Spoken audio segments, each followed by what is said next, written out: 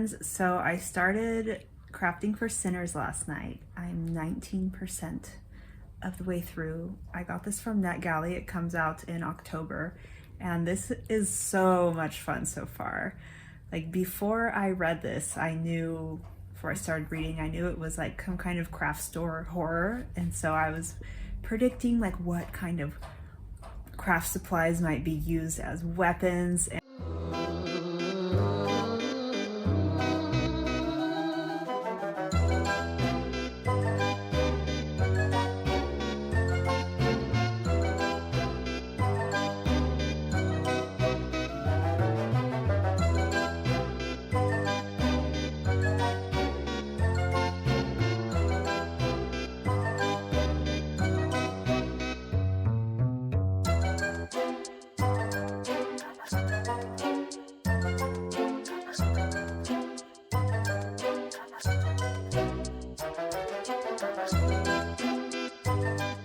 And it was so funny. Like, last night, one of my predictions came true, like, immediately.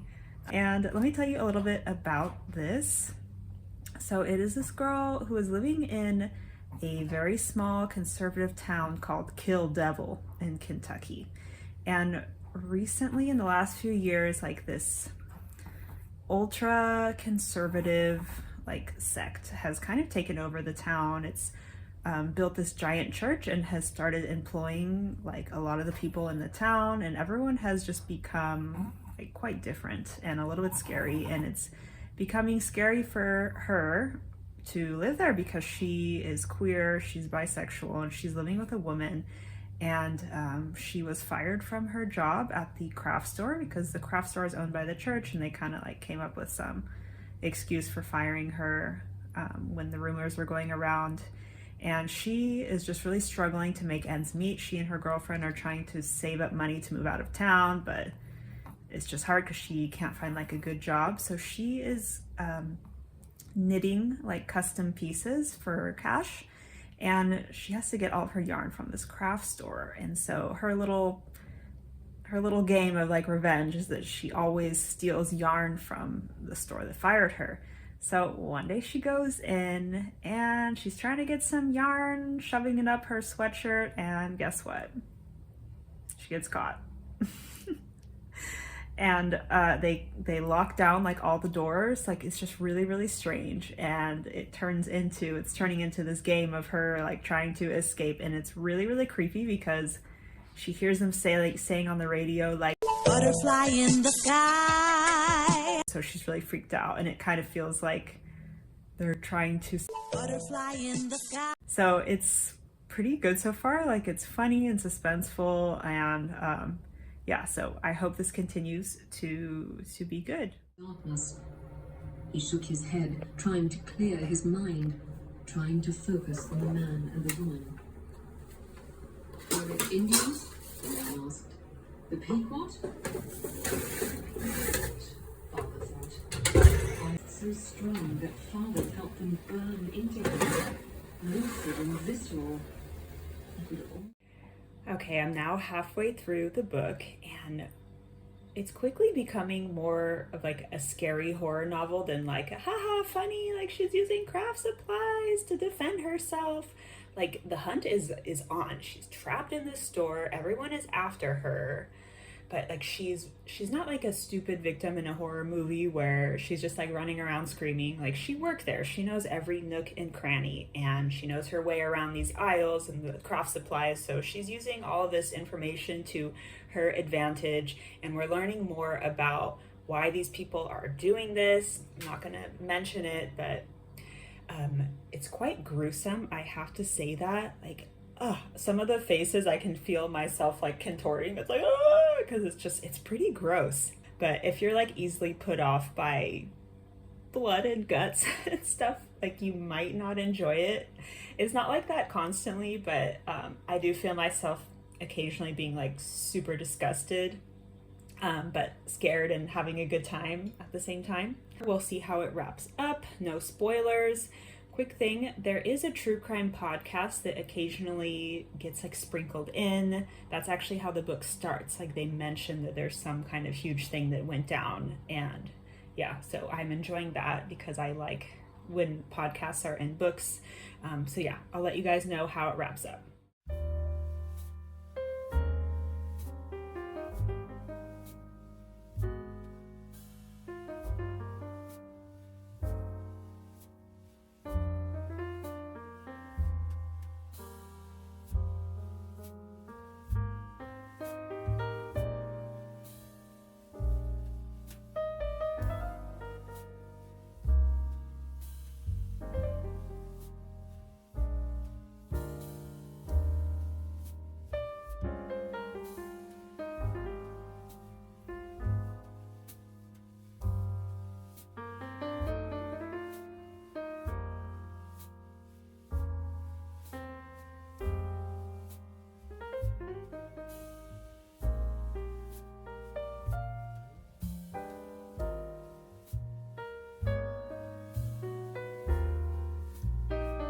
All right, you guys, I just finished reading Crafting for Sinners. Tishka, what did we think?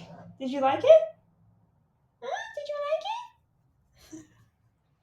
All right, let's talk about this. If I had to describe it in one phrase, I would say it was like a queer Lifetime movie. I expected this, like, I knew it was like a survival horror book, but I guess I expected it to be funnier than it was. And instead, it was like a lot more gory than I was expecting. And I don't typically like that kind of book, but the whole aspect of it being inside a craft store and her like using all these like craft supplies and stuff, like, I did really enjoy that part. So I did like this book. I do like guessing like twists in books, and I have to say that everything was like pretty predictable.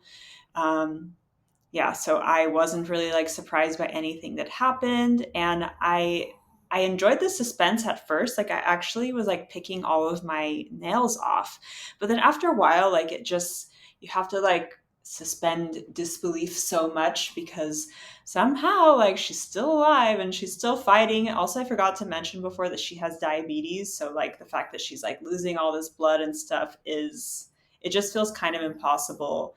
And you're rooting for her not because like the character is really developed well. It's more so that you don't have anyone else to root for because who are you going to cheer on, like her or like the crazy cult people?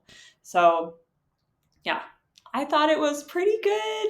I think I also really liked the funny, like, I mean, I'm from California, so we don't have Hobby Lobby. I think this is something in the South, or at least on the East Coast. But like, there's all the funny signs and decorations in the craft store are like hilarious to read. This was one of my favorite parts. Like, there's signs that say like "Live, Laugh, Love America" or like all that kind of stuff was just super funny. And this did feel kind of relevant, which made it kind of eerie. Like the idea of people committing like violent acts in the name of politics or religion. And that just feels very like relevant to the world we're living in today, if you catch my drift. So overall, pretty good, like pretty solid book, I guess. I would give this like 3.5 stars.